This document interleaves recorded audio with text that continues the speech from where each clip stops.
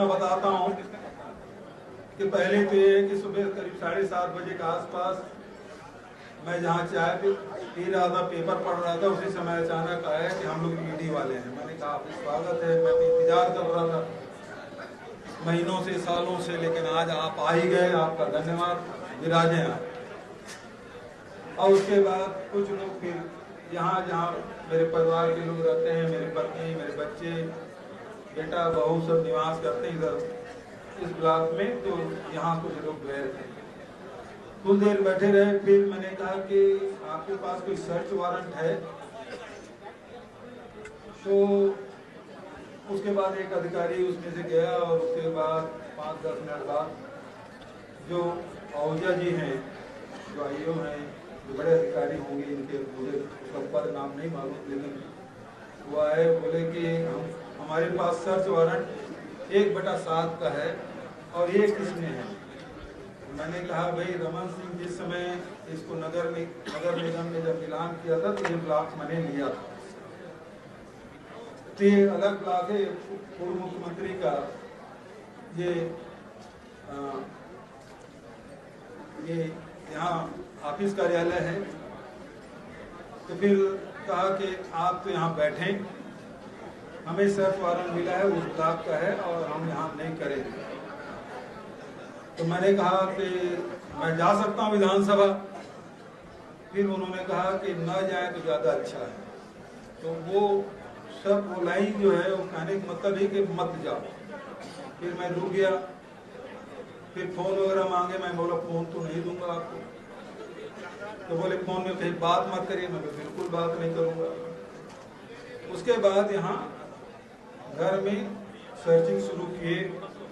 यहाँ मेरे घर में मेरी पत्नी, 3 लड़कियाँ, एक बेटा, बहू और उसके बाद पोता भी है, नातिन भी है, नाती भी है। इतने सदस्य हम लोग यहाँ रहते हैं। हम लोगों का खेती किसानी का व्यवसाय है और लगभग संयुक्त परिवार में अलग अलग नामों से हमारे परिवार के करीब 140 एकड़ में हम लोग खेती करते हैं। बहुत सारे पत्रकार मेरे बाड़ी गए भी हैं, सब्जी भी लाए होंगे, फल भी लाए हैं।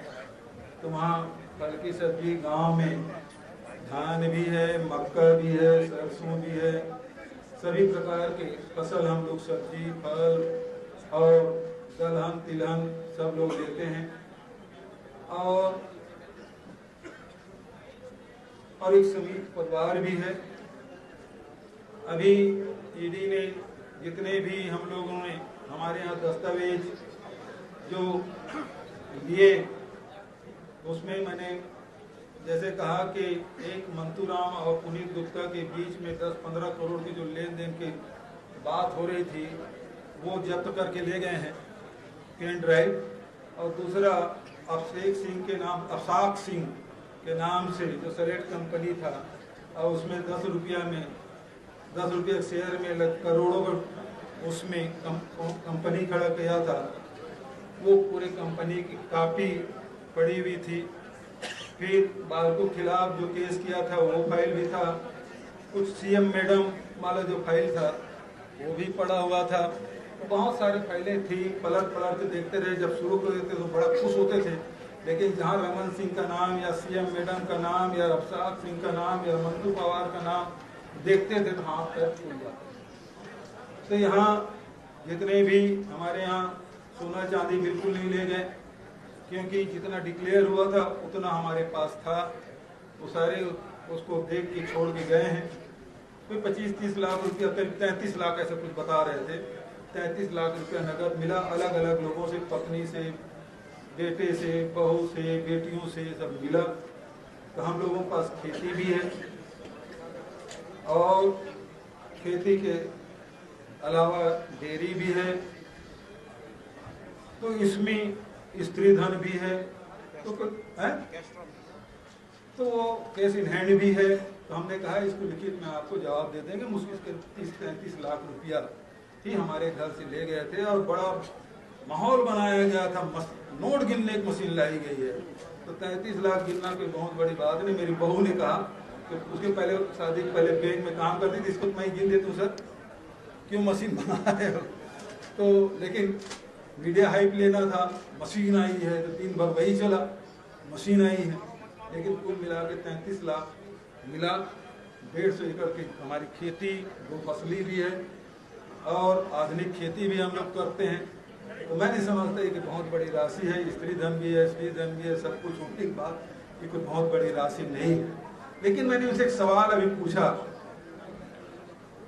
आप जांच करने आए हैं, पूरा घर खंगाल लिए, मतलब पत्नी का अलमारी, बहू का अलमारी, लड़कियों का अलमारी, बच्चों के जो कपड़े हैं उसको सब तर करना शुरू किए।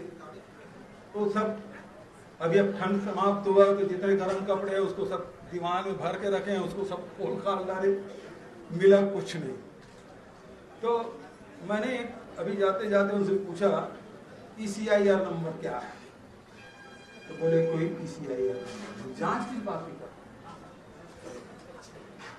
तो इससे स्पष्ट होता है कि अब विधानसभा में सवाल पूछना अपराध हो गया है।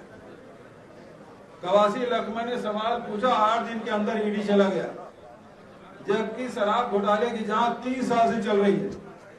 अभी तक के फाइनल रिपोर्ट सबमिट नहीं कर पाए हैं, चार्जशीट फ्रेम नहीं कर पाए हैं, गवाही होने की बात तो दूर, 8 दिन के भीतर में उसे जेल में डाल दिया।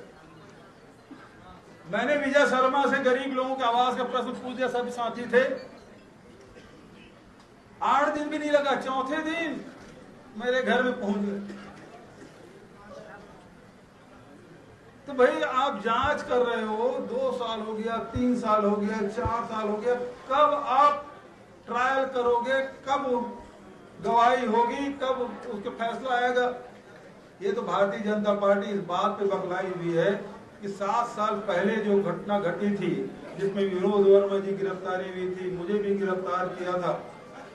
अब जब केस ट्रायल के लिए यहाँ है, 4 फ्रेम के लिए, तो CBI ने उसको सुप्रीम कोर्ट ट्रांसफर के लिए ले गया था।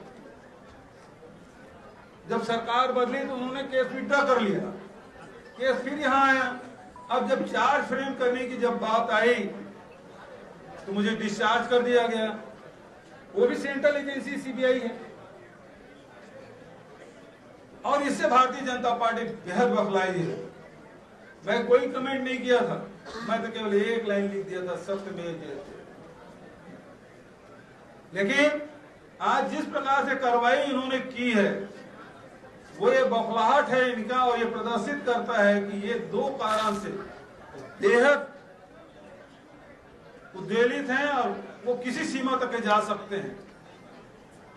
और इस आधार पर मेरे घर में सर्चिंग की गई, सारे संपत्ति कुल मिला के 32-33 लाख रुपए ले गए हैं। उसका हिसाब हम लोग दे देंगे, कोई बहुत बड़ी बात नहीं है। इतना बड़ा परिवार है, 140 एकड़ में खेती करते हैं, ये कोई बहुत बड़ी राशि नहीं है, लेकिन उतना ही राशि ले गए हैं। तो ये स्थिति है, बखलाहट में कार्रवाई